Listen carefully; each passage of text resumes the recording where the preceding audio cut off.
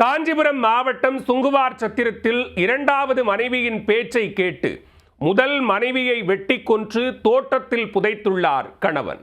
புதைக்கப்பட்ட பெண்ணின் உடலை போலீசார் தோண்டி எடுத்து விசாரணை நடத்தியுள்ளனர்.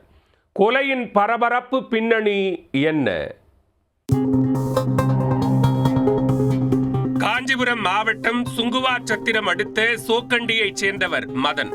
42 வயதான மதன் குடிநீர் கேன்கள் விநியோகம் செய்யும் தொழில் செய்து வந்துள்ளார். இவரது முதல் மனைவி லைலா குமாரி.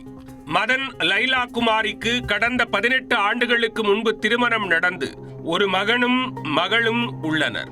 இந்நிலையில் கருத்து வேறுபாடு காரணமாக இருவரும் 8 ஆண்டுகளுக்கு முன்பாக பிரிந்து விவாகரத்து பெற்றுள்ளனர். அதனைத் தொடர்ந்து மதன் வேறொரு பெண்ணை கடந்த 2 வருடங்களுக்கு முன்பு திருமணம் செய்துள்ளார். இந்த நிலையில் விவாகரத்து பெற்ற முன்னாள் மனைவி லைலாவுடன் மதன் மீண்டும் பழகி வந்துள்ளார்.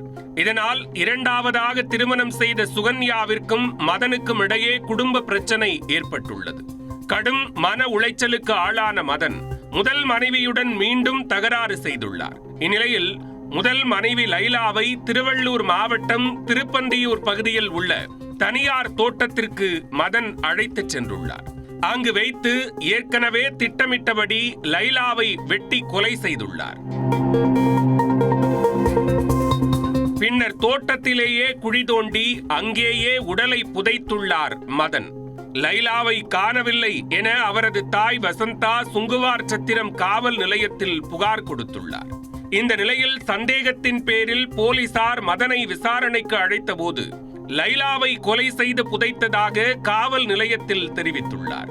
இதனையடுத்து திருவள்ளூர் RDO ராமச்சந்திரன், தாசில்தார் ரஜினிகாந்த் முன்னிலையில் காவல்துறையினர் லைலா குமாரியின் உடலை தோண்டி எடுத்துள்ளனர். பின்னர் அங்கேயே உடற்கூறாய்வு செய்தனர். மனைவியை கொன்று புதைத்ததும் புதைத்த உடலை தோண்டி எடுத்ததும் அந்த பகுதியில் பரபரப்பாக பேசப்பட்டு வருகிறது.